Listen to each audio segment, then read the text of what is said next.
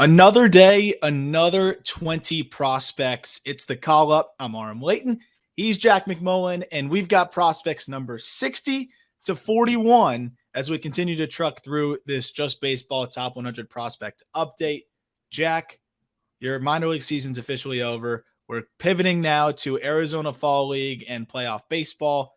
How you feeling post-Indy season? I feel well rested. I do. I think there's more sleep to go to get all the way back to where I want to be in my life. But you know what? I operate at a sleep deficit for 6 months of the year. I'm on the grind back, and I feel really good. I feel better than I have, I think, since March. Congrats on the grind. That is electric. I know it was a long season for you. A fun one. You got to see a lot of really good talent, and we're going to talk about some of those guys you saw. We already have, but we're going to talk about more of some of those that maybe have crossed your path in Indy, in the AAA ranks. But again, every time we talk about it, we're another 20% closer to the top prospect, right? So it's always going to get better and better as we go through these guys and through each of these prospects. And very much excited to go through all of these names here, because I would say in the middle range is where some of the toughest decisions were made. But I also think we have a lot of, hot takes or more unique perspectives on prospects as we get towards the top. So that should be pretty fun as well. A couple quick notes before we jump into it. Arizona Fall League underway. A reminder that if you are, maybe just discovering this episode or just kind of re-jumping into the podcast because we're talking top 100, which I wouldn't blame you. I mean, it's a big buzzword that people get excited about. We did do an Arizona Fall League breakdown a few episodes ago, kind of just giving you a primer on everything you need to know about every player that's there of prospect relevance or even moderate prospect relevance. It's a loaded fall league. We already started. Jordan Lawler already went yard. We already saw Aaron Zavala go yard. We've seen a lot of really talented prospects get off to great starts so far. And everything you need to know is kind of in that primer, but we'll be covering it as we go through the season here. Yeah, I am very excited for you to get out to the Arizona Fall League. Yeah. I think that's going to be great. I don't think I can join you, but I'm sorry to say. You breaking that to me on the podcast, huh? I am breaking that to you on the podcast. What I will say is I'm gonna stay here. I'm gonna batten down the hatches and put out so much freaking postseason content. Your head's gonna be spinning. No, and I'm excited to kind of report back to you. We'll hop on these Zoom calls or on these StreamYards and talk about what I've seen from the Arizona Fall League, because there's going to be a lot of really fun takeaways, a lot of access, a lot of up close looks at some of the better hitting prospects and pitching prospects, mostly bat heavy in the Fall League, though, in all of baseball. So we'll start with number 60, who's a guy that really put himself on the map with his Arizona Fall League performance last year, and that's Owen White. And again, you can follow along with us on the audio version. The link to this top 100 is in the podcast description. But, of course, if you're on YouTube, you're going to see us kind of flying through this here and talking about each of these prospects. So starting with Owen White here. I mean, Owen White, what he did in the Fall League after missing a significant amount of time with different arm issues and then the 2020 missed season. This isn't a guy that came out of nowhere, right? Texas Rangers, second round pick, 55th overall in 2018. And I mean, he was well regarded, but we didn't see him for multiple years, and you quickly forget about a second round pick when you don't see him for a while. He came out looking great in the Fall League and then followed that up. He was the best pitcher in the Fall League, then followed that up with a really good season this past year. What I love most about White is the 4-pitch mix and the fact that he already has command of this 4-pitch mix. The stuff is really good. The fastball is plus easily with a little bit room for more. But I just really like that you have 4 different pitches from White that he can go to, and he commands them all really well. This guy, I think, is one of the most underrated pitching prospects in baseball. I really do. Yeah, he when he's on the mound, he's been great. The problem is Owen White just hasn't been on the mound too much in his professional career. As a 21-year-old, again, second-round pick, like you mentioned, that was out of high school, right? White out of high school in North Carolina, that was 2018. So he makes his professional debut in 2021 as a 21-year-old. This is a guy that has been around forever, right?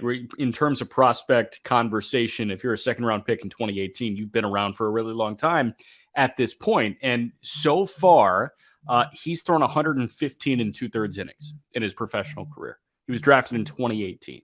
So that's the big question.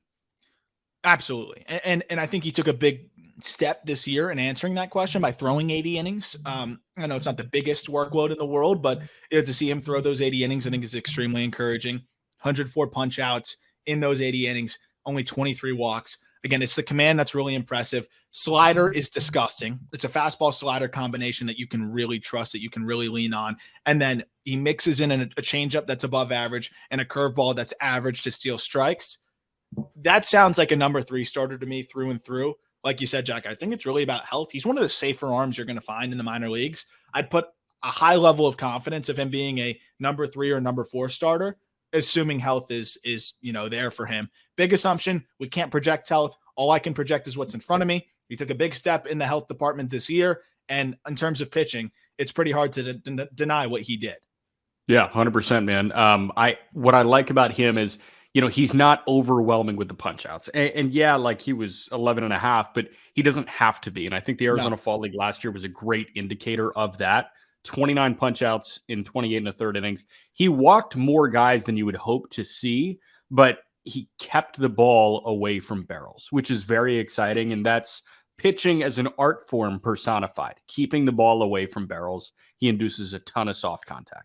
And then followed that up this year with the walk rate dropping to 6.8%. And you talk about the weak contact, 45% ground ball rate. It's pretty solid. You combine a high strikeout rate, decent amount of ground balls. He does a little bit of everything. The slider's a ground ball machine. He commands it extremely, extremely well. And that pitch is really good for him. So Owen White's a name to watch. I think he could easily fly up the ranks as we see him maybe get off to a good start next year. He finished the year in Double-A. He'll probably start next year in Triple and be able to rise relatively quickly.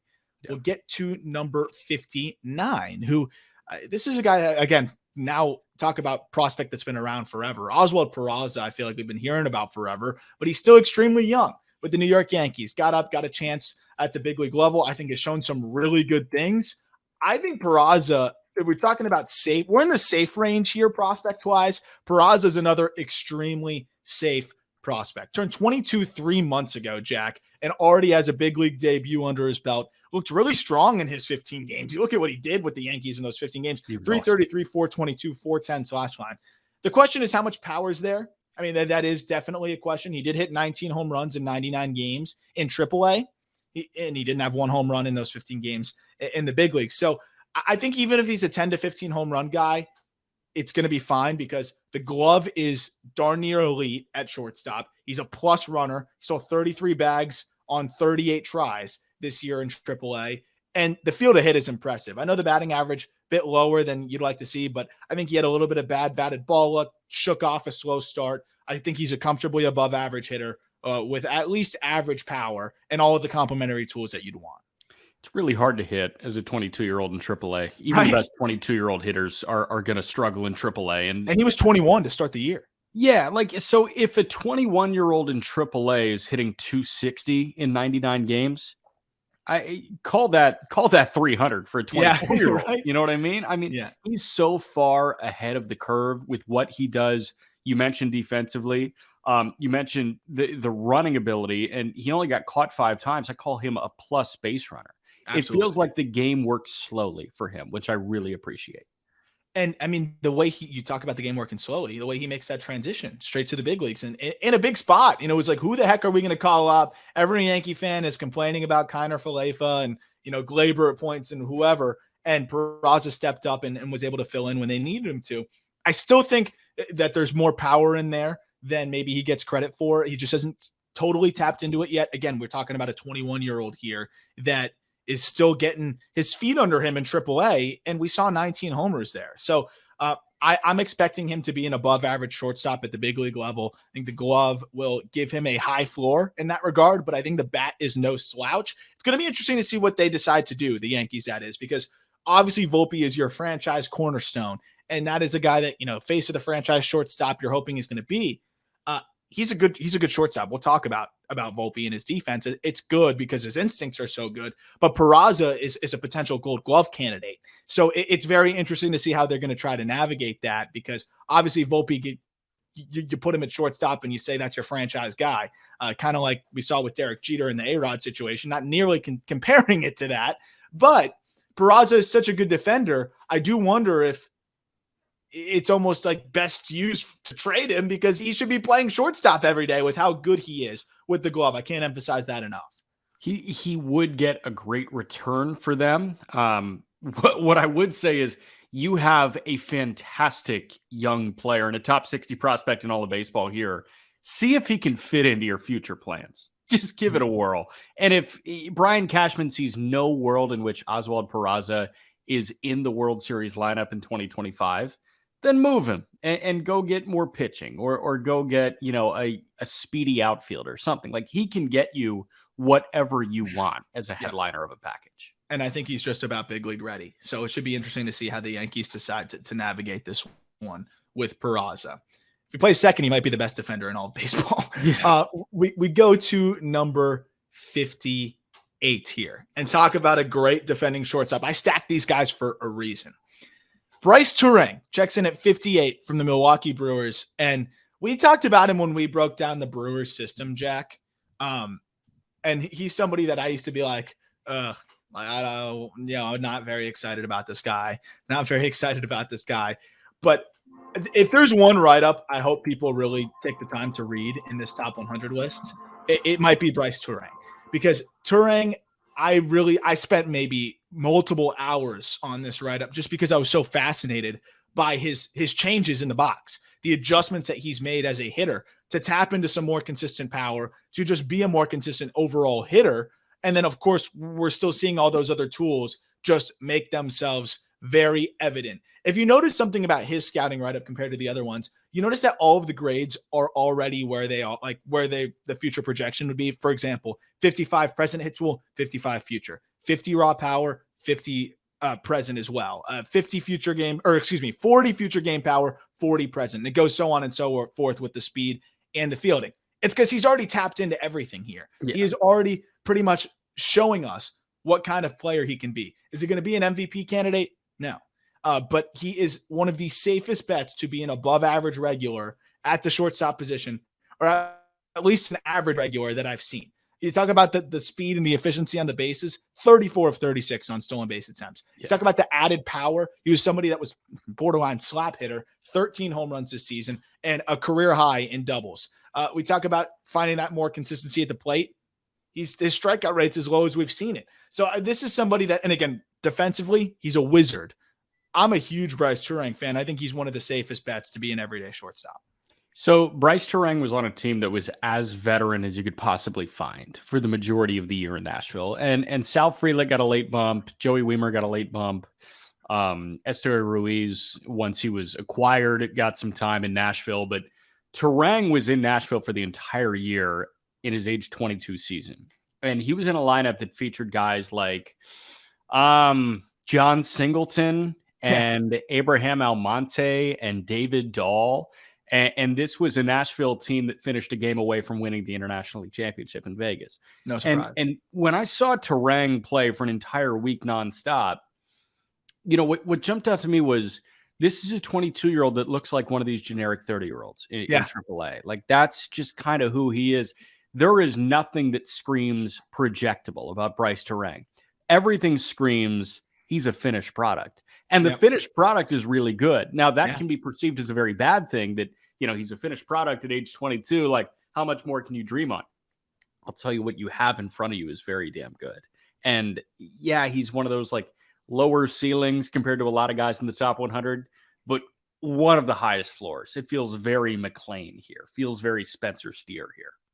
100%. And then on top of that, you're adding, a glove that will be an above average glove at shortstop right away. And I think borderline plus. I think prospect wise, it's plus. When he gets to the big leagues, I think he's going to be a borderline plus defender right off the bat. I was floored at his range, his ability to make all the different throws from different arm angles, the way that even when they were shifting him out of position, he was still covering a ton of ground and making impressive plays. The last thing I'll say on him is the very tangible swing adjustments. Whenever you see the uptick in power, right? We saw the exit velos jump a little bit. We saw him more consistently drive the ball in the air. There's sneaky, at least average or slightly above average pull side power that we've started to see where he's flashed some solid exit velos of, 107, 108, which we never really saw from him before. you saw the setup change. He adjusted where his hands were. He widened out his stance. He got more in his base, and it didn't compromise his ability to just put bat on ball. So when you have an 87, 88% zone contact guy that's now tapped into more power, his exit velos are at least above average. It's pretty hard to not like this guy, and the approach is phenomenal as well. He is just, I hate it. I think it's overused, but he really is just a ball player and a well-rounded ball player. He is. And, you can hate it and you can reserve it for a certain number of people. And, say you want to cap the number of pure ball players. You want to talk about it 10. He's one of the first. Bryce Turang is certainly within 10, whether they be in the major leagues or in the minor leagues. Absolutely. Get to 57. Mick Abel, right-handed pitching prospect with the Philadelphia Phillies. And I mean, Abel is a very exciting high ceiling name, right? This is a bit of the opposite if we're talking about profile. And this is why I love these top 100 lists. We're talking about a guy that's guaranteed big leaguer, really safe. And now we're at Mick Abel, a 6'5", 200-pound right-hander who just turned 21 years old, has electric stuff, but, maybe a little bit of a wider range of outcomes. Though I will say what he has started to show and be able to do against older competition is extremely encouraging. Fastball averages 96 miles an hour. Slider in the mid-80s is nasty. He's already starting to mix in a changeup as well, and his curveball is kind of a strike stealer kind of pitch. But you got 2 big league plus pitches, a changeup that's already flashing at least average or above average. There's a lot to like with Mick Abel here, and Andrew Painter's surpassed him because Andrew Painter's an alien, and we'll get to him in an episode or two. But Mick Abel, I mean, this is a very good number 2 pitching prospect to have. I'd say one of the best number 2 pitching prospects to have, which is great for the Phillies given where their system was recently. They kind of function like they do at the big league level, right? You've got Wheeler and Nola, and then there's a massive drop off. You got Painter and Abel, and then there's a massive drop off here. But it's kind of nice to have 2 bona fide studs at the top of your rotation and 2 bona fide studs at the top of your farm system, especially with no Logan O'Hoppe in the fold anymore. But yeah, I mean, Abel, what impressed me about Abel this year was the innings accumulation. Like he was given the opportunity to go out there and log innings, and he was, well over 100 innings this year. You don't see very many people in their age 20 season go north of 100 innings, but Abel did that, and he thrived while doing so. Yeah, they took the training wheels off. We talk about Tink Hence and some of these other, any Dodgers pitcher ever. Training wheels are on, man. Yeah, the training wheels are on. Not the case with Abel. And what I like about that, Jack, is you. And I know you're more of the mechanical nerd when it comes to pitching. Abel's just an athlete on the mound. He's 6'5", but he's a good athlete. The question is the command. 35 present, 50 future. I have 50 future because he's an athlete, and I think he was able to handle the workload, which was over 100 innings this year, because he's an athlete. But the walk rate's too high at this point, and I'm curious. I mean, at 10.6%, how concerned are you about that for a guy that really was 20 years old the entire season and pitched between high A and double A, and the numbers were still pretty solid overall? You expect that walk rate to normalize a bit, or at least improve next year? Yeah, I mean, to be totally honest, I'm not concerned in the slightest. Like, there are some other guys where I am concerned if they compile like they do, but Mick Abel's not the type of arm that's going to walk 4 guys in a row. Like, he never gets out of himself like that. I think he's the type that relies on so much athleticism in his delivery, where if he finds himself missing, he can turn his mechanical brain on and say, okay, let me get closed quicker, or let me stay true to the plate better. Here's my thing about athletics versus mechanics. I think that the best pitchers in baseball have this perfect blend of both.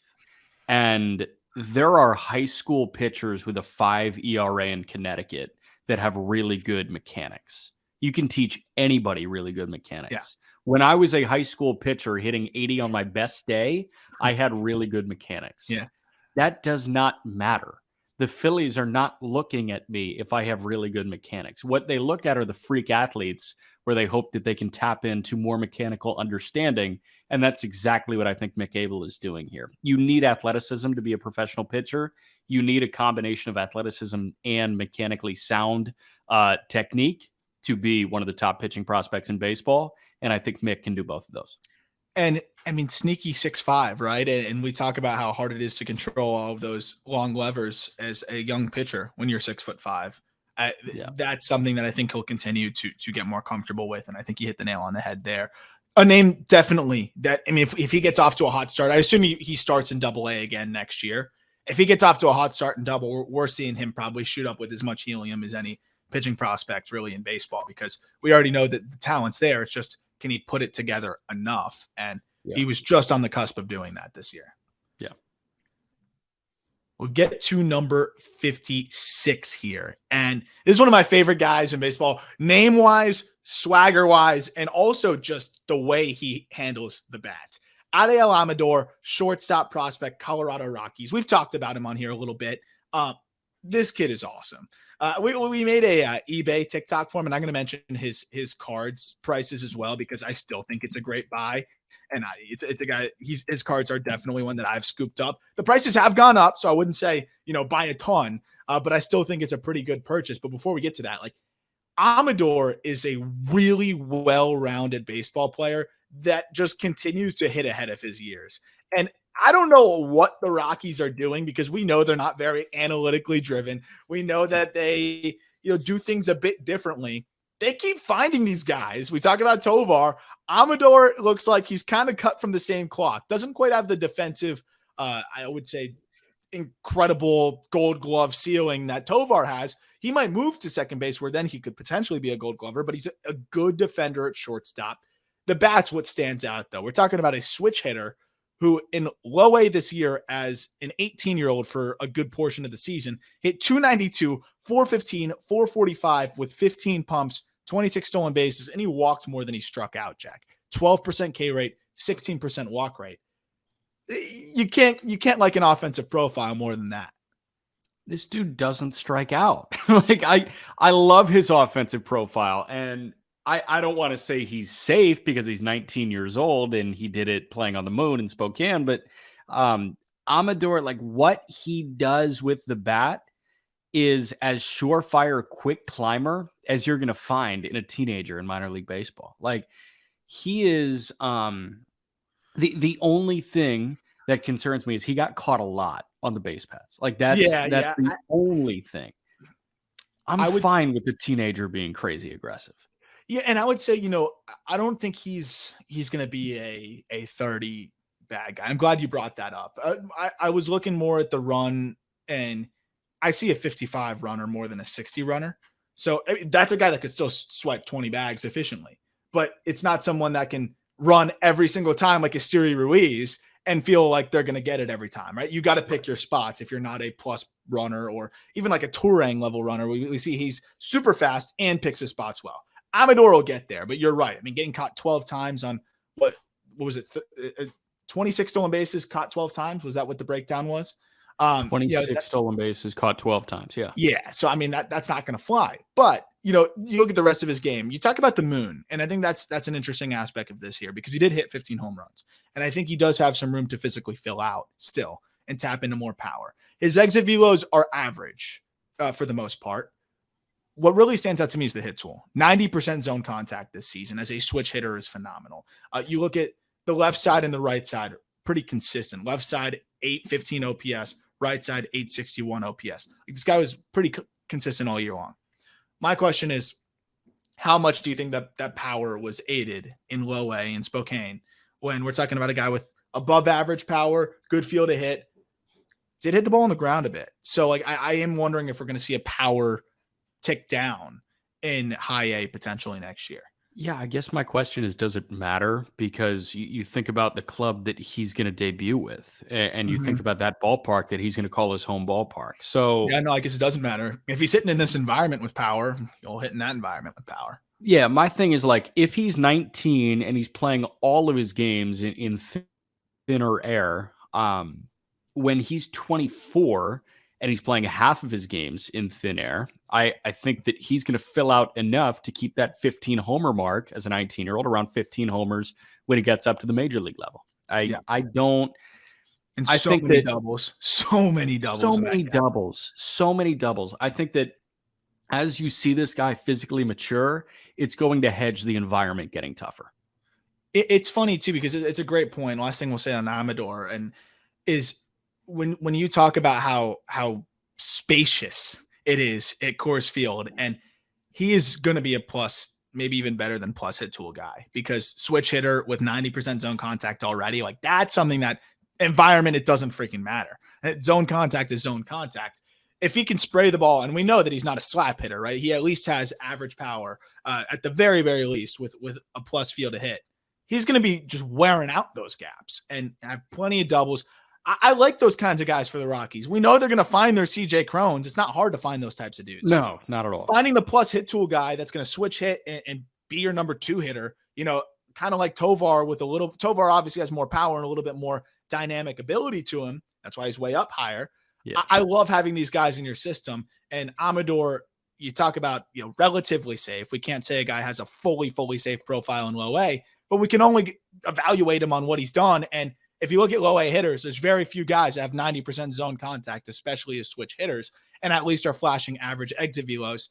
That's why I think his card's a good purchase too on eBay at $51. His Bowman Chrome Auto is we talked about Tovar at one point was that cheap. His has gone way up. I think Tovar is obviously has a way higher ceiling, but Amador could be one of the more sneaky, good offensive second baseman in baseball if he ends up moving to second there. And at $50 for his Bowman Chrome Auto on eBay, I've scooped up a few. I will scoop up some more. What I will say is think about how often we said Jose Iglesias' name on the Just Baseball show this year, right? Like we said Jose Iglesias' name far more than we would if he was playing in any other environment. Adael Amador will be an objectively better hitter at the major league level than Jose Iglesias. So if we're singing his praises, a bat to ball guy at Coors Field is a dream come true. They're going to have 2 of them in Tovar and Amador. And both of them significantly more impact than Jose Iglesias. That's a great point there.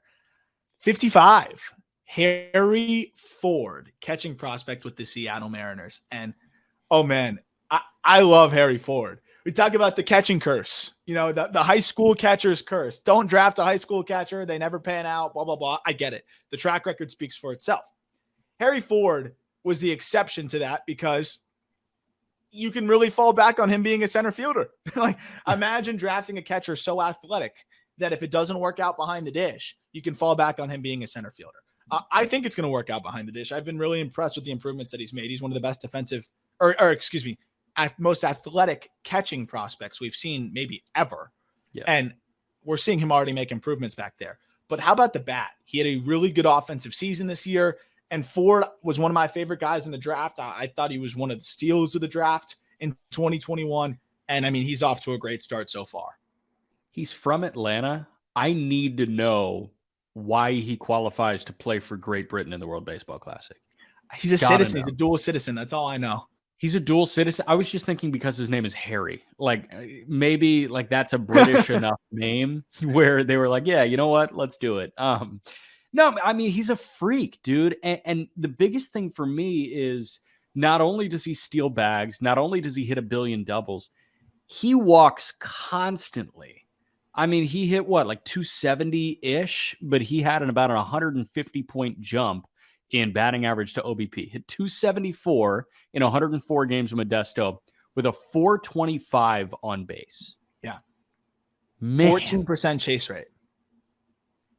14%. If you don't swing and you run that well as a catcher, there's a spot for you in center field. I mean, I think I look at him, I think Dalton Varsho, right? I mean, do you not just see Dalton Varsho written all over this guy with obviously higher upside? But I mean, Varsho keeps getting better every time we check in. So I don't want to cap Varsho either. He's still young. But do you not see like just shades of Dalton Varsho here? I see Varsho. I see exactly what we wanted from Dylan Dingler last year. Yeah. Yeah. And more athletic, which is crazy to say. Yeah. Like Varsho's sneaky, one of the faster guys you're going to see and an above average defender in the outfield. I think Ford could easily be that if they want him to be. He did play majority of his action in, behind the dish. But you talk about the patience at the plate. There's a little bit of whiff there, there are for many teenage guys that go straight to low A. But 11 home runs to already see some of that power shining through, to get on base at a 425 clip. 23% K rate is more than respectable when you're walking at an 18% clip and getting deep into a lot of counts. I'm a huge Harry Ford fan. Talk about another guy. We're in that range of dudes where if they have a good start next year, you could see them skyrocket. What's crazy is I'm not going to recommend purchasing his card because generally catchers, their Bowman Chromatos go for way cheaper. Not Harry Ford. I was just looking at one of his just sold. His base autographed card sold for $265. So Oh my gosh. suffices to say, people are very excited about Harry Ford, as they should be. But yeah, I don't know if I'd buy that one on eBay right now. I don't know about that. But definitely and I own a couple. I'm going to sell them probably. But definitely a prospect I'm very excited about in Harry Ford. How about another player that unfortunately has fallen a little bit due to injury? And I'm sure you're going to have a lot of good thoughts on Brennan Davis. We're talking about baseball card investments. I'll be fully transparent about this one when we get to that part of this discussion here. Brennan Davis, outfield prospect, Chicago Cubs. Everybody needs to buy all of his cards to make his market go up. No, but aside from that, I mean, so happy to see Davis come back at the end of this year. I was worried that we might have lost him for the whole season due to that back injury. Now he's back in the fall league, so we're going to see him get some action there. Brennan Davis was trending his way to being one of the best overall prospects in baseball with the Chicago Cubs. And then, of course, went down with that injury early this year. I think he was trying to play through it in the early part, so we saw him really struggle in triple and then, ultimately missed a majority of this season. This guy was so freaking good last year. I had been singing his praises from the beginning of the year. I said, don't sleep on this guy. Watch him, watch him, watch him. And he exceeded even my wildest expectations. Lost year for him. But he climbed so quickly and was able to get himself in such a good position so early that he could afford to lose a year here. And he's somebody that's a no-brainer, will be added to the 40-man roster, needs to be protected from the Rule 5 this year. And we're talking about somebody that looked like Rihanna Matt Kemp potentially when we saw him doing what he was doing last year. How do you feel about Brennan at this point? Again, we don't really speculate on injuries. We're not going to do that. We're not doctors. But how do you feel about Brennan as a whole with this lost season and trying to get back to where he was? Well, I've read a couple articles, so I think I am close to a doctor. Okay, there we go. That's all you need. Yeah. I'm sure your girlfriend will love that you said that, who's deep into med school, right? Yeah, no, I mean, listen, she is going the mainstream route. She is going the tired route. I'm going the wired route where I read a couple of articles. Yeah, self-educating. So yeah, I feel pretty good about my medical expertise. But no, man, my worry when I see tall guy dealing with lower back issue with that type of swing is Brewers outfielder. Oh, stop. I know that's so. No, you're right. No, you're right. Yelich, you're right. It's a nightmare scenario with a guy that relies on generating torque and momentum so much in the swing that is beautiful. Like his swing is a full body swing. It's not point A to point B like a Mervis, right? Or like some of these other guys in the system that are a little bit more thick cut. Like even though he's 6'4", 220, he's good an build, athlete, man. He's an athlete. Yeah, he's a lean athlete. Lean athletes use the entirety of their body, and that's what worries me about the lower back. Now, he took a lot of time off. He had surgery. He came back. He looked good. If he feels right, and I think that a lot of these guys who deal with lower back things are pretty honest when they're like, I just don't feel right. If he truly feels right, I'm not concerned at all. If he doesn't feel right, I'm worried that this is going to nag him for the next couple years at least. And I'll be honest, man, I'm definitely a little concerned. You talk about how it can sap the power, and I don't want to draw too much from our sample that we have here of 55 games this year from him, because ultimately, he might have been just saying like, hey, I just want to see pitches. I don't really care about the results when I come back. I'm not going to swing out of my shoes. I'm just going to focus, bat the ball. And there might have been no expectation of really producing at the end of the year when he came back from this injury. I have no idea. And I'm hoping actually to sit down with him in Arizona. I'm very much hoping to just talk to him about this, because I'm very interested to see where he's at physically, and I'm not expecting him to say, oh, no, it was really bothering me at the end of the year. But like, what were his goals when he came back? Was he expecting to kind of try to go right back to being Brennan? Probably not. Maybe he was just trying to see pitches, put bat on ball, get his timing back. And it's not like riding a bike. We know that, right? But my big concern is there was no impact. I'm not talking about even home runs. I don't care about that. I'm talking about just exit velos way down. And you talk about a guy that uses his whole body. That's why I fell in love with the prospect that is Brennan Davis. He came up as a lanky high school kid, all arms, wasn't tapping into power. And then all of a sudden we see him adds some muscle, taps into the lower half, lifting the ball more, and now looks like this 30-30 candidate. Doesn't swipe bags enough to really be that, but you know what I mean with the speed power combination. I'm worried that the impact is affected here by the back issue, but also he might have been just kind of taking it easy. So not going to draw a huge conclusion. I will sound the alarms post-fall league, though. If we're seeing this continue in the fall league, I will start to be concerned. But at the end of the day, this is still a top 55, number 54 prospect in baseball, 6'4", 220 pounds. If his profile shifts a little bit more to that of a Kyle Lewis, who is, okay, maybe he's not a center fielder, but he can add strength and be more of that corner masher, that works too. I just hope that he gets a chance to really, be the player that we know he can be. And we know back issues can be a problem. It's 22 years old here with the back issue versus Yelich at 30. So hopefully that's a good thing and not a bad thing of, progressive nagging injuries here. 100%. I have a lot of money invested in his cards. That's not why I'm saying that, though. I told you I'm always going to be transparent about the cards. I would not buy any right now. Absolutely not. It's a back issue. You have no idea. If you want to buy one because you like him and you believe in him and you're a Cubs fan, it's a great time to buy low. But I would not recommend investing in Brennan Davis cards on eBay, though the prices are cheap. I'm going to just be sitting on mine, and hoping, because that is the most I've ever invested in a prospect, and of course that's the prospect that gets a back issue. But Henry Davis, 53. Another player banged up all year long, man. Another player that can really determine a little bit of the direction here that and a lot of the momentum that we're going to see is going to be created going into next year off of what he does in this fall league. Yes. Number 1 overall pick by the Pirates. And I don't think anybody, even at this point, is saying that was the wrong pick. I think it was a great pick, and I still think it was a great pick because what they were able to do with that whole draft with those savings was incredible. But also, I'll take that bat up there with anybody's when he's right. He was not right most of the year. I think you have to take all of those numbers for the most part with a grain of salt. If he does not hit in the Arizona Fall League, again, I am sounding the alarms on this Davis too. Questions about the glove. I still do have questions about the glove. I really do. But the bat is so freaking good, I don't really care. He's kind of in the Kevin Pfaadt range in terms of what he's able to do with the bat, but much further along with the glove compared to Pfaadt. Where are you at on Henry Davis after this year? I have no idea. I wasn't able to gather a sound opinion on Henry Davis because he mashed in high A. He went up to double. He sucked for 10 games. He got hurt. He came back and he was still very clearly hurt. So I guess as simply put as possible, let's check back after the fall league. Yeah. Yeah, I think that's fair. I mean, you don't need to say anything crazy here. And that's where I'm at too. What I will say is what he did in high A for 22 games, crazy, is what we can what we can see from him, like what we can definitely imagine happening here. That's why I think you really got to take the 31 and double with somewhat of a grain of salt. But even then, you say sucked, like tough league, 97 WRC plus there. He got better after the wrist thing. Yes.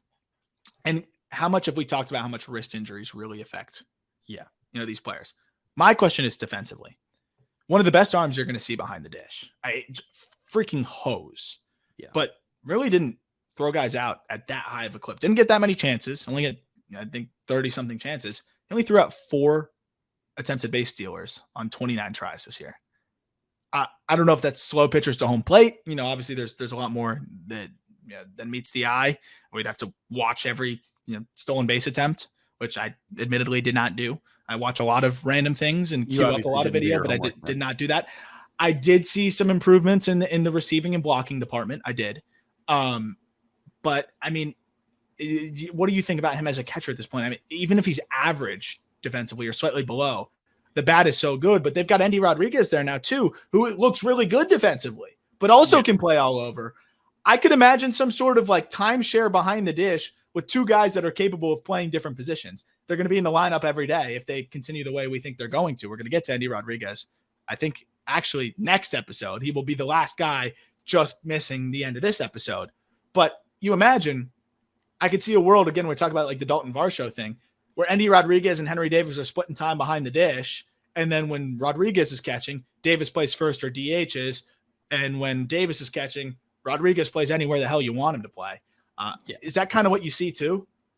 Yeah, and I guess like to correlate it to quarterbacks, like this is kind of how I view it with Davis and Rodriguez.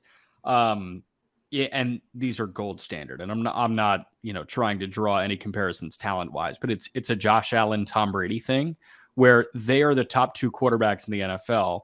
They have wildly different throwing mechanics, right? Allen has the strongest arm in the league. He gears up and lets it ride 60 yards downfield. Brady does not have that arm, but he's so quick on his reads and he's so quick in the throwing motion. Henry Davis has, again, like you're saying, one of the best arms behind the plate in all of minor league baseball.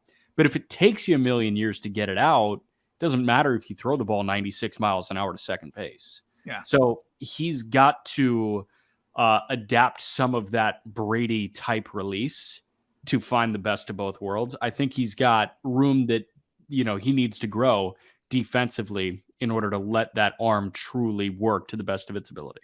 I agree. If you could put Endy and Henry Davis together defensively, I think you'd have Perfect. one of the better. You'd have a perfect catcher because Endy is much more fundamentally sound, a good athlete who so fluid, and the arm is not off the charts, but accurate. Do you know what he did in Double A in 21 games in terms of limiting the running game, Jack? Endy Rodriguez, this is. We're not even talking about Endy on this episode, and here we are talking about Endy. That's how good he was. Yes. Just because I want to put it in perspective here.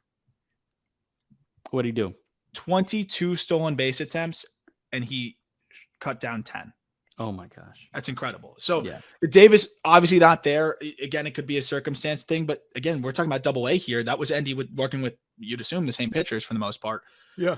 I would like to see Davis improve in that regard. I think there's definitely, probably a coin flip as to whether he sticks behind the dish consistently, but I think he's good enough as is to where you're going to have him still playing behind the dish when you need him to.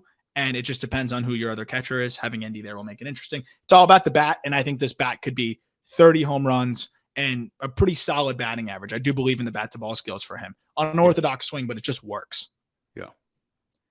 Here's a guy you've seen plenty of, right? I mean, you've seen a good amount of this guy through your years. For George like Valera. 4 years. Yeah. George Valera at 52. He's still a tough guy to peg. And I bet after watching this dude for 4 years, you probably still don't know totally where to peg him. Cleveland Guardians outfield prospect. We throw him at 52 here. It's all about the bat with George Valera. We know that, right? I mean, one of the sweetest left-handed strokes you're going to see, but it's a pretty weird swing. He starts so stacked on his left side, or on his back side, excuse me. Yeah. His hands are loud. It's a barrel tip, but he repeats it well. He loads it all up, and it works well enough. He has the ability to be a very, very exciting offensive piece here. But there's a lot of whiff. There is a lot of whiff. He hedges that with a ton of patience, a good approach, and a good amount of just slugging on contact. Where are you at this point on George Valera? He was one of the toughest guys for me to figure out exactly where to stack him up here. Quantify it for me, please. Do you have his zone contact numbers in front of you? I know him off the top of my head. I'm going to pull it up just to make sure it's correct. I believe he's in the 75 to 76% range in zone contact. Yeah, I was noticing a ton of zone whiff, especially when I saw him in triple this year. 73.4% zone contact. Okay, which is below average. Yeah, right. Well below. Well below average. So yeah, like that's the thing. I didn't notice it really at all last year in high A because he ran roughshod over high A pitching.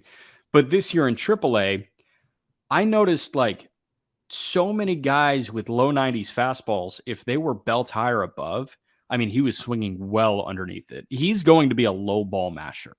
My question is, can he catch up to the high fastball? And you can see that very clearly with your naked eye. I think there are fans that if you turn on MILB TV and you watch a string of 3 or 4 George Valera at bats in a night, you can walk away from that convinced saying this guy will hammer pitches knee high, even breaking balls because of how hard and how beautiful the swing is. But he's going to struggle with stuff upstairs, especially fastballs upstairs. And do the numbers back that up? They do.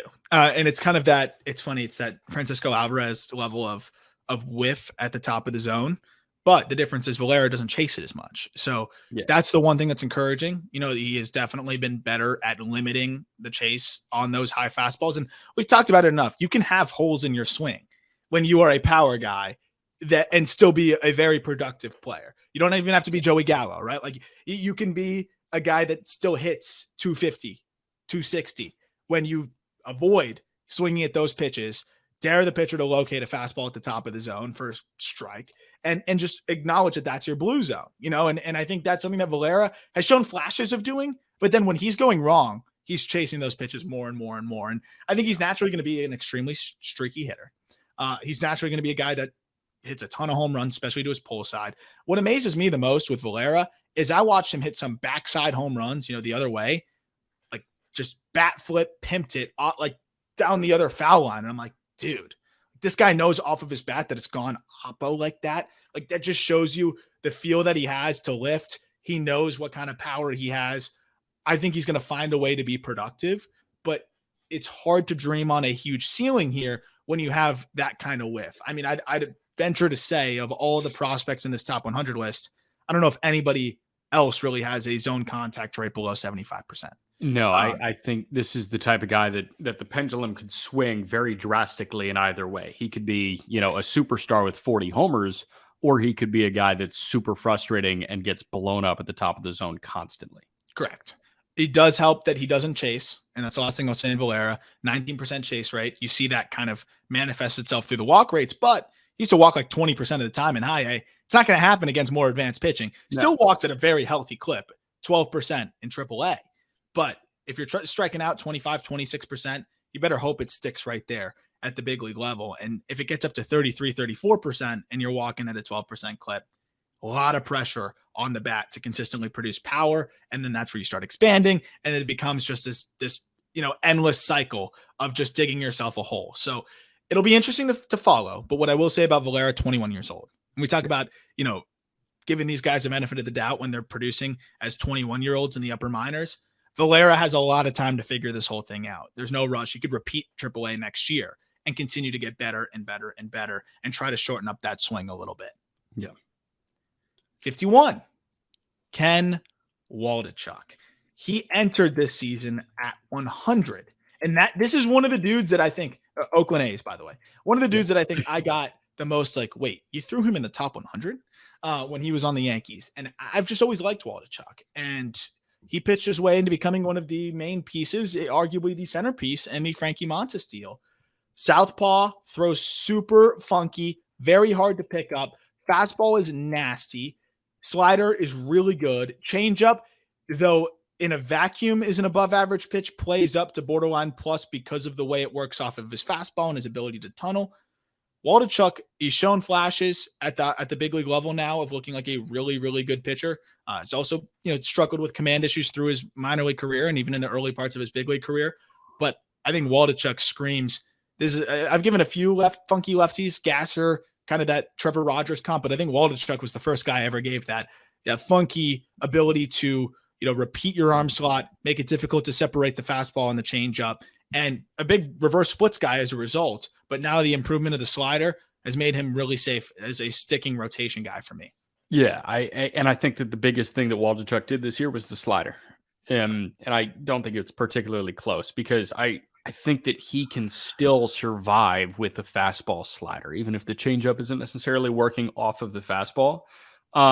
He ran into some rough outings with Oakland at the end of this year.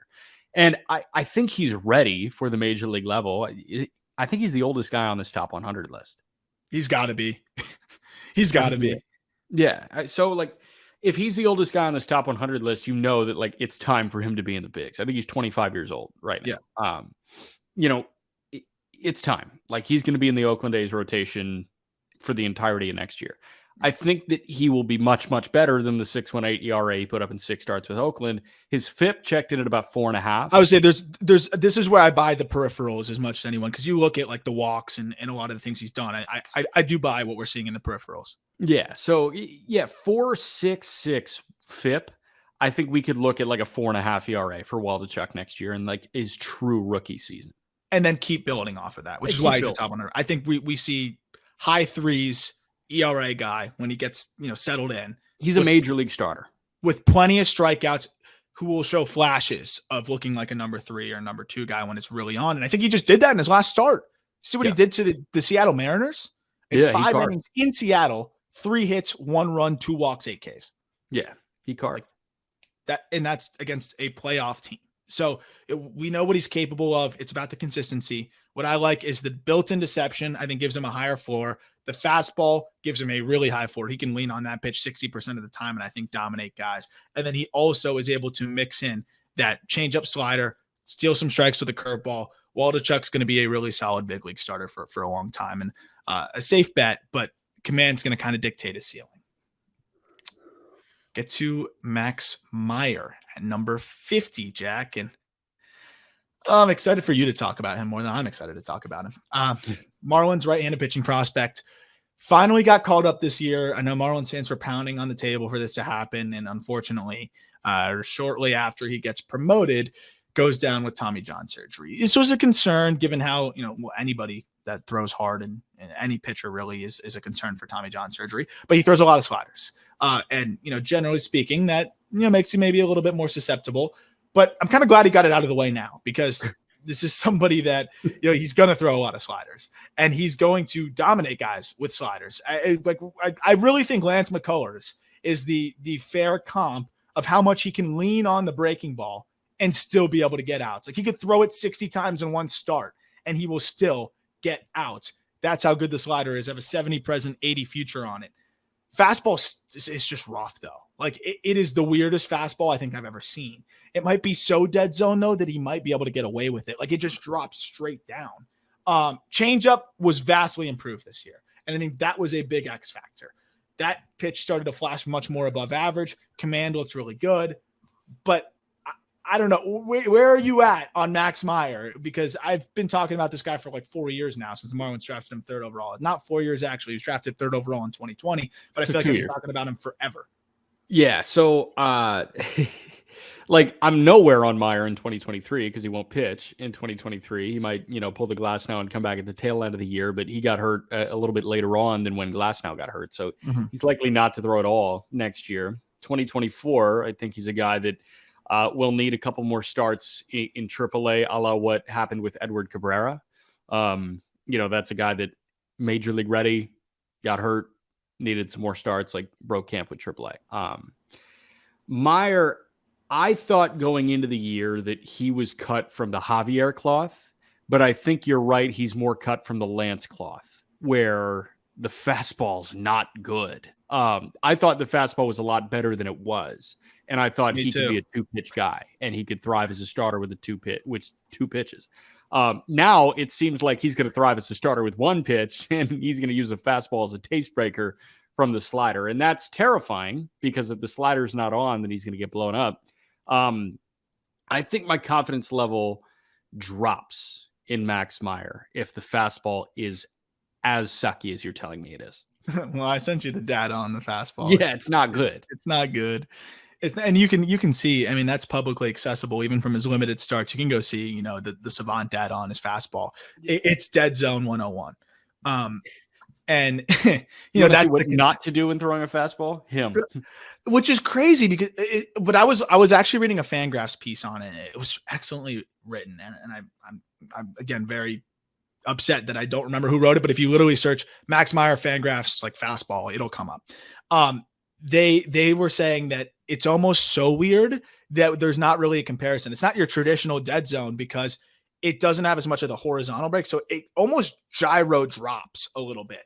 So if he's able to use it more as a ground ball pitch and not try to buzz guys up in the zone, it might be more effective. Here's my problem. Slider plays down in the zone. Changeup plays down in the zone. Fastball would then play down in the zone. Hitters are looking bottom third of the zone, and that's it. Guys will be able to hit him better. I will say, though, the fastball ticked up a mile per hour this year, which was huge.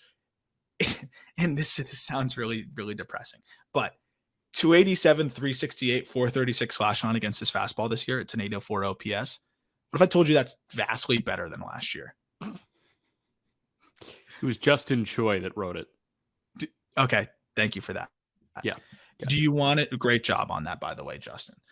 Do you want to know what opponents hit on his fastball last year before we move on? Last year, this was between double and triple? Yes. Or, well, no, where was he last year? Last year he was, double and triple last year, but mostly double. I told you it was vastly improved from last year. Did they hit 300? Oh, they were Matt Olson last year, really. 348, 437, 530 against his fastball last year. Oh my God. So when you see the like Keith Laws of the world that were leaving him off, and a lot of us were probably scratching our heads, I'm sure somebody clued Keith Law into this data, and he said, "No, that's too big of a red flag for me." I can understand that. My pushback would be the slider is an 80 grade pitch. And if you have an 80 grade slider and a fastball that, look, it's dead zone, but it got better. It ticked up a mile per hour and his command of it got better. Changeup feel improves. It's still a top 100 prospect and still a guy that I think could be a middle rotation starter that just goes super heavy with the slider and manipulates it, right? And uses it almost as two different pitches. Yeah, 100%, man. No, when you have the best slider in minor league baseball, I think it's hard for you not to be a top 100 guy. That said, look, I'm making him expendable if I'm the Marlins. I know you're selling low, quote unquote, on Tommy John. I don't really think you are in today's game as much anymore. We're seeing guys off of Tommy John go very early in the draft. Yeah. For the right move, I'd consider it. Cool. Rockies prospect, and a good one, and I know one that you really like. Drew Romo, another guy that says middle finger to the high school catcher curse and has just been phenomenal. Drew Romo, switch hitting catching prospect with the Rockies, has had a really, really nice season yet again. Defensively, no questions. Legitimately none. Zippo. Everybody loves what he does with the glove and between the ears in terms of his just ability to command the game, work with the staff. He is one of the more highly regarded catchers in that department. Offense did slow down after a really hot start this year, and I do have questions about just the overall impact. He does not hit the ball hard at all. He does have great bat to ball skills. And again, we're talking about a guy in Coors, which he's not going to have a lot of power, but he'll be able to at least, I think, hit for average power. The bat to ball is the most impressive part. If we're talking about a Jose Iglesias, but a catcher who is great at catching and a switch hitter, like that's fine. So I think you can't sleep on what he's doing already with the glove. He just turned 21 years old. He's a switch hitter. There's still room for some more physical projection. But yeah, he just does not hit the ball very hard at this point. There's just something that draws me to catchers that don't hit like catchers. Yeah. And Drew Romo's a catcher that doesn't hit like a catcher. Much like Harry Ford. Like Ford doesn't hit like a catcher. I don't really think Andy Rodriguez hits like a catcher. And how refreshing is it that we don't have to say, oh, he might end up like Mike Zunino if he doesn't hit enough? Dude, I say that about every freaking catcher, every single one. Every single one. It's just like, oh yeah, like they're built like a tank, and they strike out a lot, but they hit the ball really hard. It's like I don't like doing that. I like watching better hitters, and Drew Romo is a guy that is just a better hitter. And the sub 700 OPS is worrisome in large part because he couldn't slug, like you're saying. He doesn't hit the ball hard. But what you can rely on is him striking out at a less than 20% clip. Oh, yeah. And him being a very good defensive catcher. And I can promise you the strikeouts will improve. Yeah. I agree with everything. You can rely on it. We're talking about a high floor high school catcher. That sounds crazy, but 87% zone contact, switch hitter. He's going to hit for some more power. He's going to grow into at least a little bit more power. He's 6'1". He's got some room to add a little bit of muscle. But the biggest thing, the glove. Can't hear enough but good things about his glove and the way he's able to move, block, receive, throws out runners. That's the one part of his game that could probably get a little bit better. But I think he's above average to plus defensive catcher. And you talk about the stick for the position, still should be an above average stick at the position at the big league level if he continues on the trajectory we think he is. If I were to project Rockies telecast watched by year, for me this year I watched about 30 to 35 Rockies games in earnest. Like that was primary viewing. 30 to 35. Next year is going to be 50. Year after that, probably going to be 70.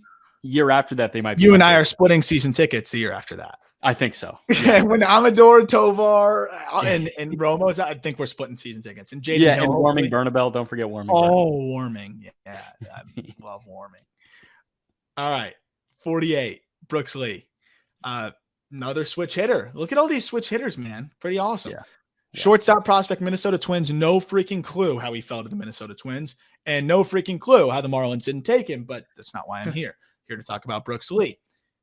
Man, was he good at Cal Poly. He was a high school draft prospect at the time, wanted to play for his father at Cal Poly. Don't blame him. And only further just improved his draft stock there. Mashed, switch hitter, great feel to hit, above average power. I do wonder if he's, a true shortstop in terms of like being impactful there. I think he's passable. I think he's, an average defender there. But if you move him to second, he's probably a plus defender there. The bat will play anywhere. I really do like the swing from both sides. Talk about bat to ball skills combined with the power, combined with the track record of hitting, combined with the fact that in 25 games in high A this year, right after the draft, he hit 4 home runs and hit 289, 395, 454 with a 16% strikeout rate and a 14% walk rate. Yeah. This guy's going to climb so quick. Yes, he is. This was one of the guys that we were hung up on, I think, when we were stacking, like actually doing the ranking, like where does Brooks Lee fall? And I think you and I both were in the process of like, how high can we push him? And we wanted him to be in the late 20s, early 30s, but we had to drop to 48 because, again, the talent level in minor league baseball right now is through the roof. Yeah.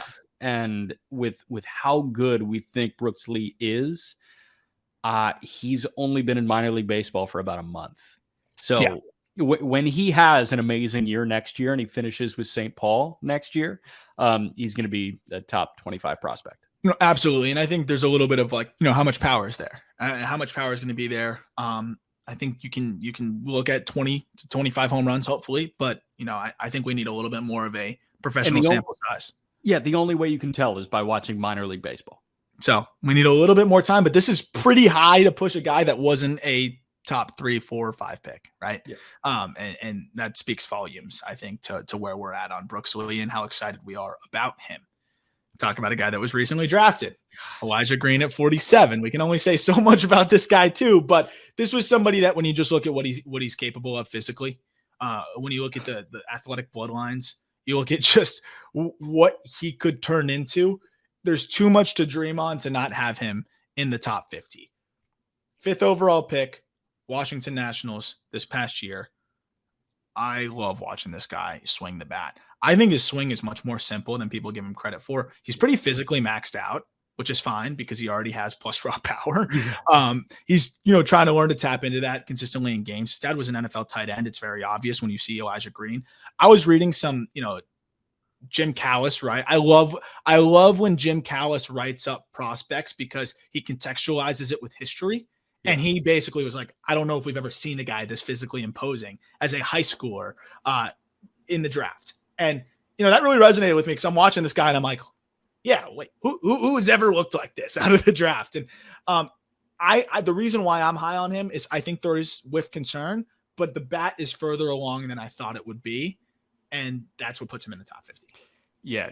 I think the reason I'm so high is you mentioned the simplicity to the swing. It's point A to point B. And when you're built like that, and when all you're going to do, it's obvious that he's already an animal in the weight room. He's picked up on those habits. If you are going to continue to be an animal in the weight room and you already look like that, the simpler the swing, the better you will fare. And the swing is already so simple. Like he doesn't need to change much. He can just, I don't think he needs to use his legs or his hips. He can just go like that. He can Buxton that. You know what I'm saying? Like, Buxton starts so pre-coiled and really just lets it go. Like he could do that. Yeah, you're right. He can absolutely do that. He just looks like one of those dudes where you see the recruiting visits that like Bama D linemen go on, and you're like, well, you're 14? Yeah. Fuck no, you aren't. He's literally that. He's literally that's that. Elijah Green. Great. Yeah, they post the picture like throwing the pads on and throwing the jersey on, and you're like, oh, that's a junior, right? And like, no, he's on a visit. He's 100% like 40. That. Already popped a 107 this year, and it was Oppo. Yeah, I mean, he's built like a tank. So we're winding down here. I know this episode's going to be right on track with all the other ones at an hour 20, basically. And the next 20 minutes, we're going to just finish at 46 probably because Zack Veen's up at 46, and you're going to gush about him. I'm assuming, right? Zack Veen, Colorado Rockies again. It's Rocky season in this episode. It's Rocktober. Makes sense. Zack Veen does fall, though. I think it's worth acknowledging here that this is a fall from where he was before. We are not sounding the alarms on Zack Veen. Guess what? Same thing, though. If he struggles in the fall league, I might start getting a little bit concerned. Him much less than other guys, though, in terms of sounding the alarm. High school guy, 6'4", 190, tooled the heck out. He's just trying to figure out how to consistently hit against more advanced competition. It'll be interesting to see how he can continue to develop in that regard. If you poured all of your assets into Brennan Davis cards, I'm not much of a card buyer, but if I were to empty my checking, empty my savings, and put it all into the entire card catalog of one player, it probably would have been Zack Veen in April or May. And now you're not? I don't know. Like I still think that his ceiling is MVP. Perennial MVP. Best player in baseball when Trout's done. Like I genuinely believe that playing at Coors Field, he could put up numbers that we've never seen.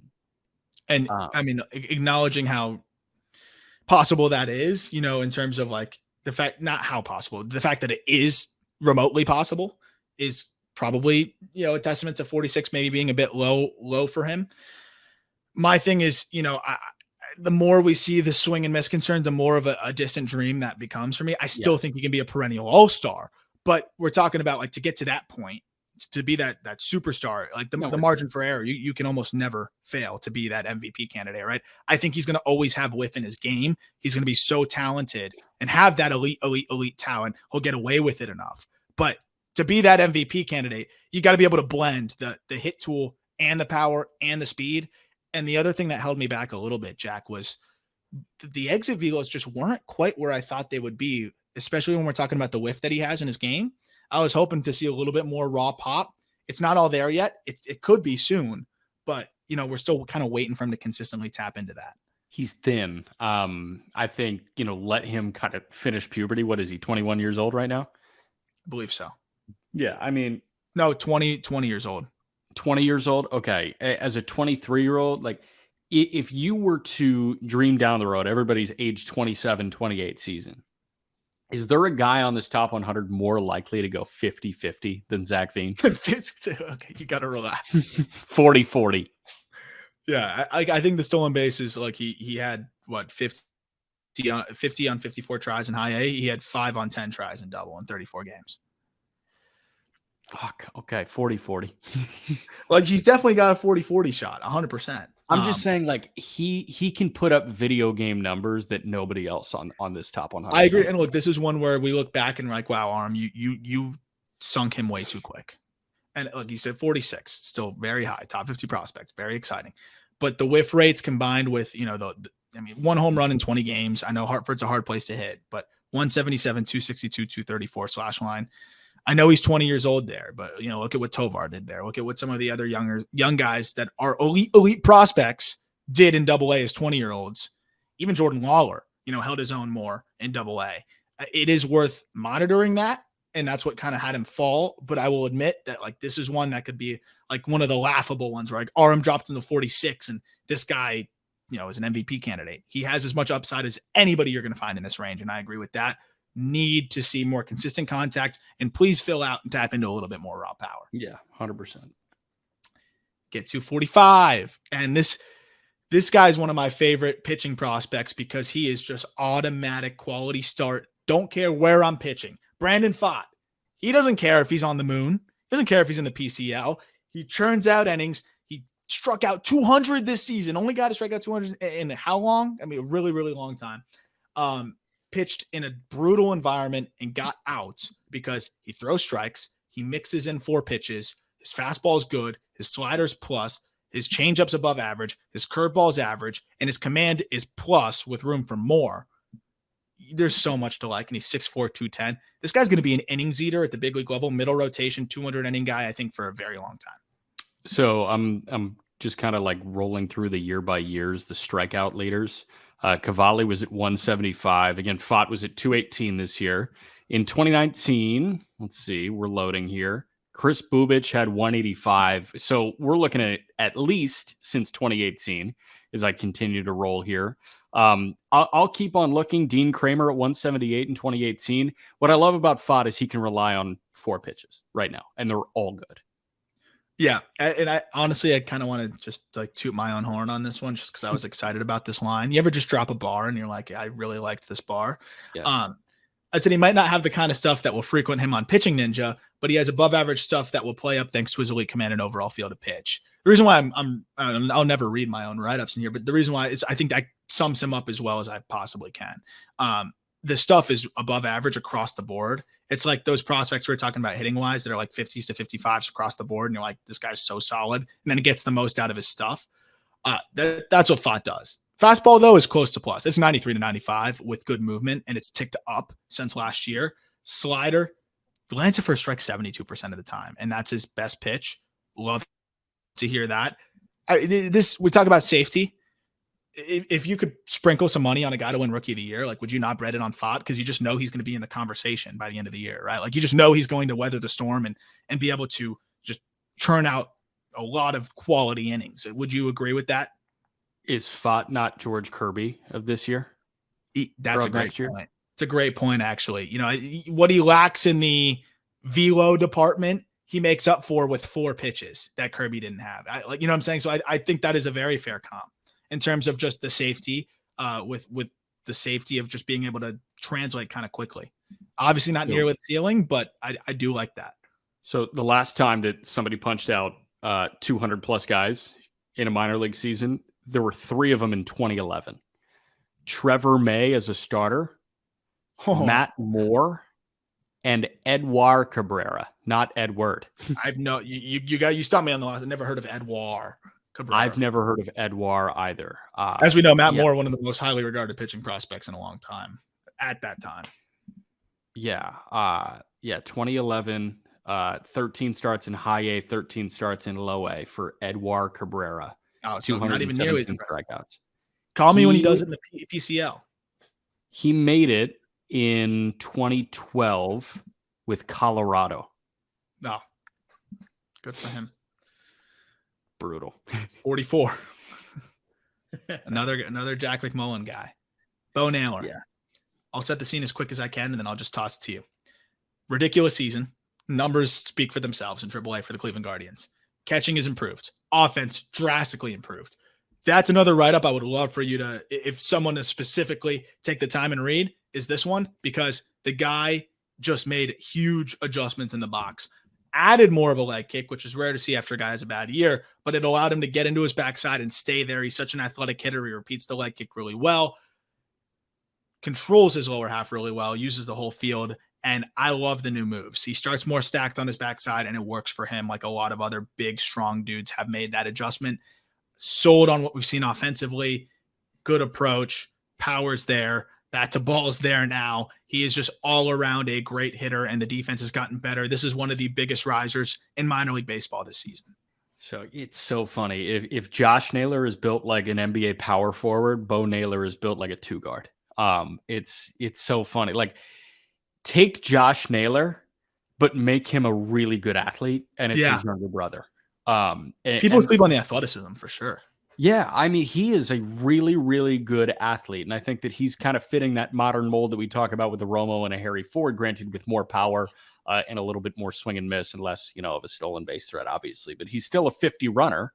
You have him as a 50 runner. He swiped 20 bags on 24 tries this year. Yeah, I mean, dude, my thing about Bo is he feels like the answer behind the dish for Cleveland. And last year, even at the beginning of this year, you were, wondering who the answer was going to be. And, we were talking Sean Murphy at the deadline. We said, oh, Murphy makes a ton of sense. Wilson Contreras ended up making more sense as a rental. And I think Cleveland was saying, you know what, we're just going to hold pat. Like, we're not going to move many prospects because we think that we've got that guy with no concerns. And I think Bo Naylor is going to be the opening day catcher for the Cleveland Guardians next year. I agree. It's so funny you bring that up, dude. I saw an old YouTube comment on us talking Cleveland Guardian system and ripping them early in the year for not making that big trade and not going to get a Sean Murphy or whatever. And someone was like, this aged terribly, some laughable moments in the beginning. And I watched it. I was like, oh my God, it did. Yeah, it did. 100%. It did.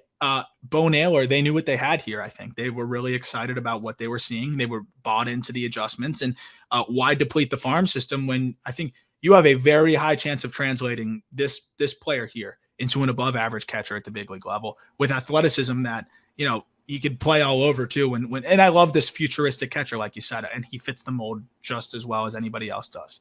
The floor of Bo Naylor is better than the tandem of Austin Hedges and Luke Maile. Promise. Oh, yeah. No, I mean, Bo also hits the shit out of the ball. Like, there were some bombs that he hit against Indy this year, and he's just a tough AB, man. Like, all these guys are tough ABs, and they all look the exact same. Valera, stacked on his back leg. Yankensi Noel, stacked on his back leg.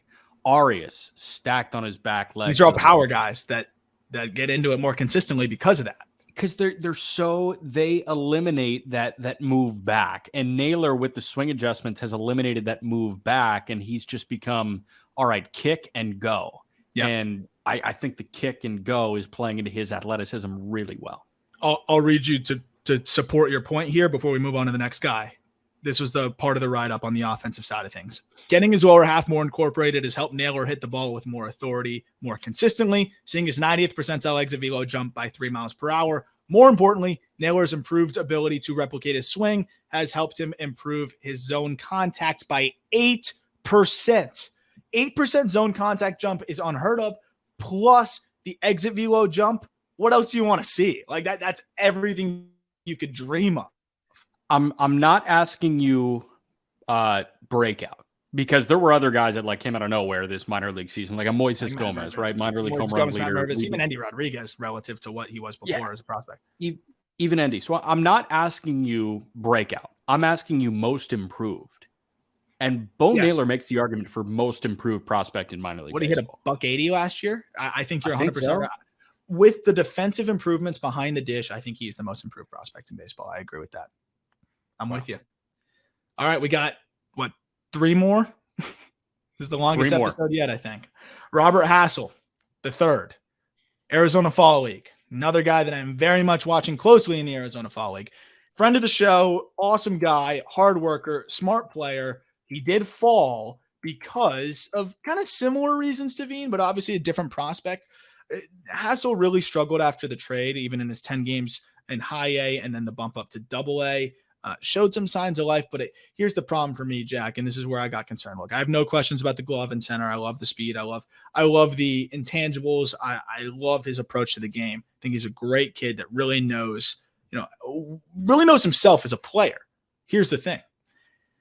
We were hoping that he'd develop into more power. He might not now. He might be more focused on, just being that well-rounded speedster that, can hit 10 to 15, maybe 20 home runs when he fully, matures physically.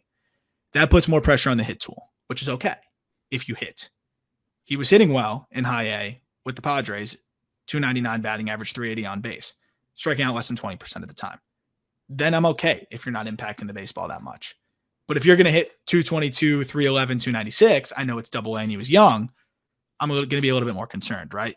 If the power is not shining through, if you're not tapping into that power consistently, I need to see a borderline plus hit tool. I have a future plus hit tool on him, but there was more swing and miss than I thought there would be, even at the double A level. I know it's a big jump, but I'm not asking him to go off. I'm just asking him not to whiff as much.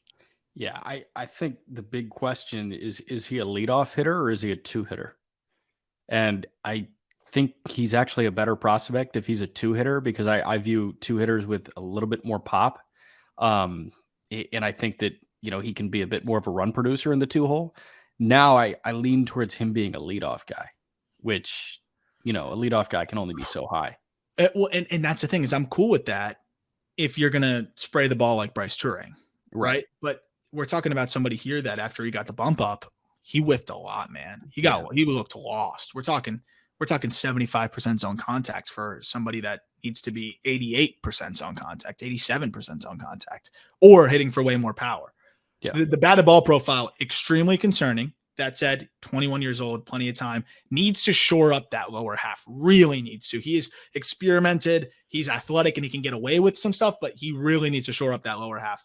Staying power and center, you've talked about that in the past. Approach is good. He can stay. Just needs to figure out exactly who he is as a hitter and find more consistency with his body control. I think he'll get there with his athleticism, but just not quite as quick of a riser as we thought he would be, both in the rankings and, in the minor league department. Yeah. 42. The opposite. The fastest riser, I think. We could never have imagined, I don't think, Masyn Winn to climb this fast. Shortstop prospect in the St. Louis Cardinals organization. We've talked about this guy a ton. 20 years old. Really just had as good of a year as you can ask for anybody, given his age, given how quickly he climbed, given the glove, given what the bat started to do in Double-A. This kid is special. Plus runner. He has a great feel to hit. Triple digits arm from shortstop. We know he was a two-way prospect, but now just focused on hitting. It could be an elite defender at short with above average power and above average feel to hit and plus speed. Sign me up for that. I think he's just going to be everybody's favorite player when he makes his major league debut. Yeah. Right. He's the fanfare that Oneil Cruz got. Yeah. In a different way. In a different way. In a more like repeatable sustainable way. Yeah. Sustainable way.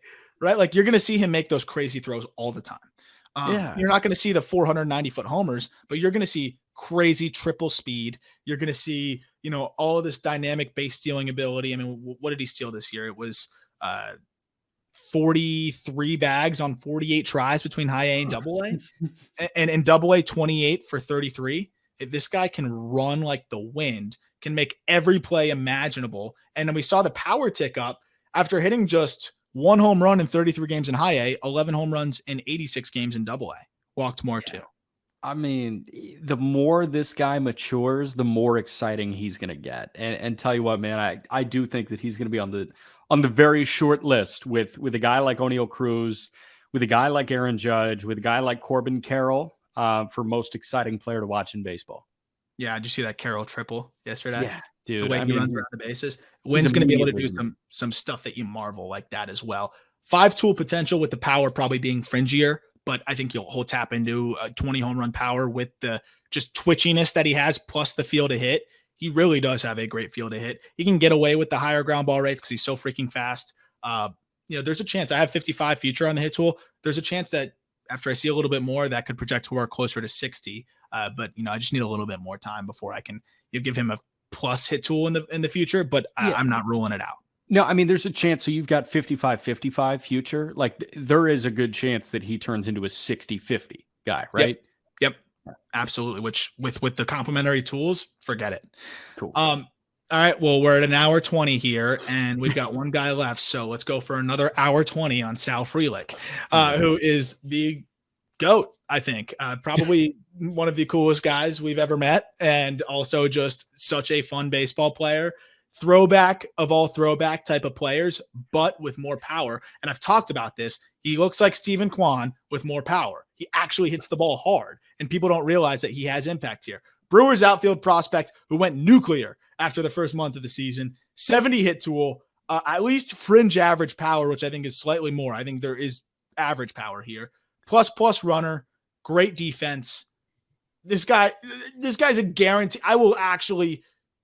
I said Tristan Casas, if he doesn't isn't a good big leaguer, you can punch me in the face. Put Sal Frelick in that department too. If Sal Frelick is not an everyday big leaguer, everyone who listens to this podcast, you see me, punch me in the face. No, I say kick you below the belt. That's fine. With Frelick, that's fine. Cool. All right. Yeah, man. I mean, we've already talked about Frelick a lot with the Brewers top 10, with the actual conversation with Sal Frelick, and just like updating you on, hey, he's hitting 340 in AAA now. Like every day, just reminding you that he exists. Yeah, we talk about him often enough. Let me just say, I will. Yeah, you can kick me in the nuts too if he's not an everyday big leaguer.